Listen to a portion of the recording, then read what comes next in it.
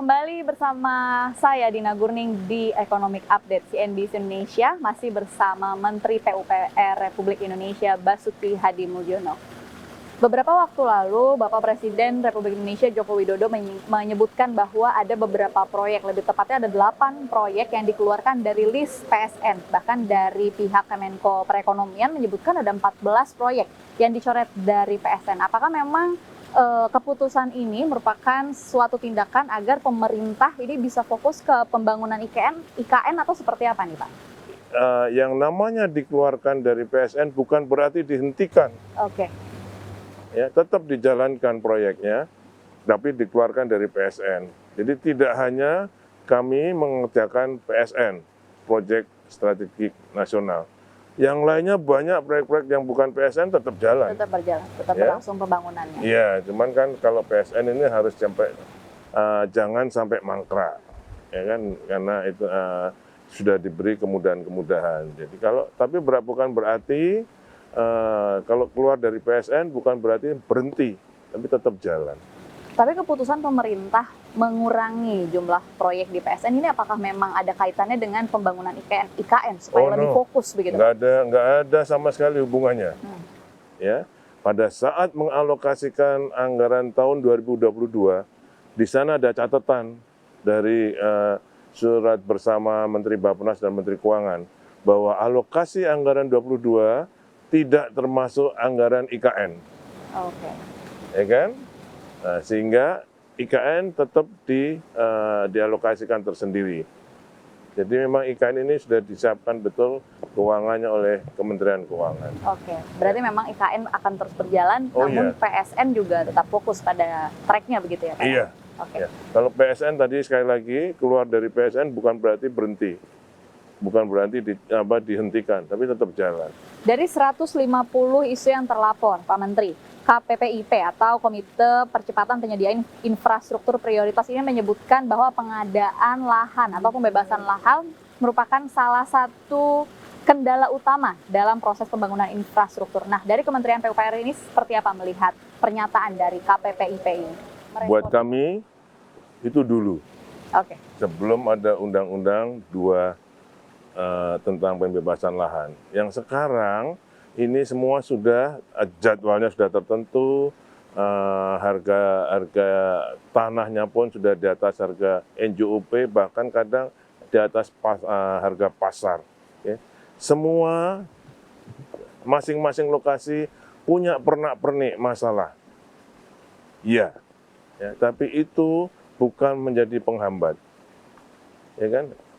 Harus disadari pembebasan lahan, berarti orang harus pindah, itu nggak gampang. Bukan hanya nilai uangnya, tapi nilai ikatan antara manusia dan tanah, itu yang lebih berat. Kayak saya ini ya, punya kampung misalnya di Ungaran Semarang, ya, itu karena sudah nggak ada lagi lahan dan rumah orang tua, rasanya kehilangan. Saya baru merasakan itu. Saya mau misalnya becak kayu misalnya jadi. Rumah saya salah satu di Bekasi akan kena gusur. Anak saya bisa menangis karena dia dilahirkan di situ, dia dibesarkan di situ, dia punya kenangan. Itu yang harus dirasakan. Jadi bukan hanya soal value harga tanah, tapi nilai-nilai hubungan antara manusia dengan tanah itu yang harus kita rasakan. Sehingga masing-masing lokasi yang akan dibebaskan lahan punya pernak-pernik permasalahan. Tapi sampai sekarang belum menjadi kendala. Oke, 2022 ini kan sisa 4 bulan lagi, bahkan kurang dari 4 bulan, waktu yang sangat pendek. Apa nih Pak proyek yang akan menjadi fokus ataupun target-target dari Kementerian PUPR di sisa waktu yang pendek ini pada tahun 2022? PUPR itu mempunyai infrastruktur itu ada 5. Satu, konektivitas. Yang kedua, sumber daya air. Yang ketiga, permukiman dan perumahan. Yang 4, telekomunikasi. Yang kelima, energi. Di PU ini hanya 3. Kalau energi kan ada di SDM, okay? Telekomunikasi di Kominfo. Yang di PU ini ada 3. Konektivitas itu hanya jalan raya dan jembatan. termasuk jalan tol. Kemudian di SDA ada bendungan, irigasi, pengamanan pantai untuk pengendalian banjir. Yang ketiga, permukiman dan perumahan. Itu ada air minum, sanitasi, dan perumahan. Yang saya bisa sampaikan, khususnya untuk jalan nasional kita ada 48.000 kilometer. Kita ingin kita ingin meningkatkan indeks kestabilan yang dari sekitar 91 menjadi 95%. Oke. Kemudian untuk jalan tol, Renstra kita dari 20 sampai 2024 ada 1.565 km. Tol kita sekarang yang beroperasi ada 2.500 km. Oke, termasuk yang sampai Juni ini 43 km tahun 2022. Tahun 2022 ini kita ingin mengoperasikan tol barunya 365 km. Insya Allah tercapai dari 21 ruas, baik di perkotaan maupun di luar Jabodetabek. Oke.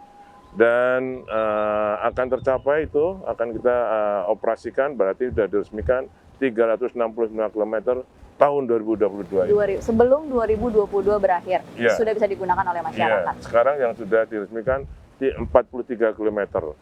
Bendungan, dari 61 bendungan sudah selesai 29 bendungan sampai dengan tahun 2021.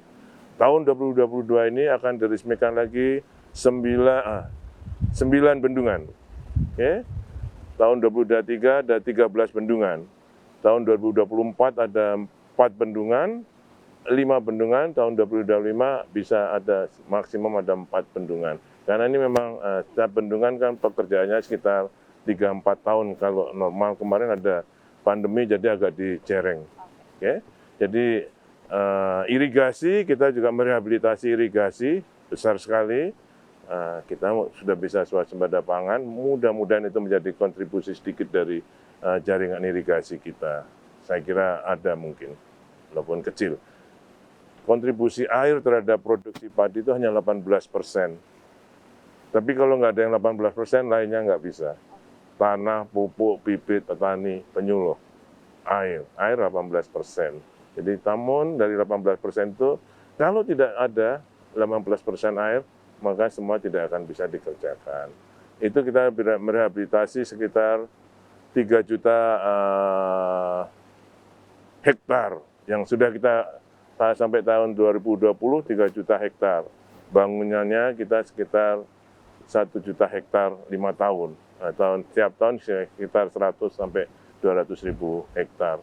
Air minum kita terus bangun kayak di Mebidang Ro, Medan, Deli Serdang, Binjai, Karo, Mebidang Ro, sebesar berapa ratus liter per detik. Itu kita sudah akan operasikan, sudah selesai, akan kita operasikan untuk menambah suplai air baku Medan dan tadi. Medan, Deli Serdang, Karo, Mebidang, Binjai. Okay. Termasuk Mami Masata di Makassar, termasuk Wastu Sokas di Wonogiri dan Solo, juga di Kertamantul, Yogyakarta, Sleman, dan Bantul. Jadi banyak sekali yang kita akan selesaikan pada tahun 2022. Banyak sekali tugas dari Kementerian PUPR, bahkan dalam waktu 4 bulan, kurang dari 4 bulan pada tahun 2022 ini. Oke, terima kasih Pak atas waktunya. Semoga tugas-tugasnya cepat dan juga lancar, dan juga semoga Bapak Menteri sehat selalu. Itu tadi perbincangan kami CNBC Indonesia bersama Menteri PUPR Republik Indonesia Basuki Hadi Muljono, sekaligus mengakhiri perbincangan kita pada hari ini. Saya Dina Gurning, CNBC Indonesia.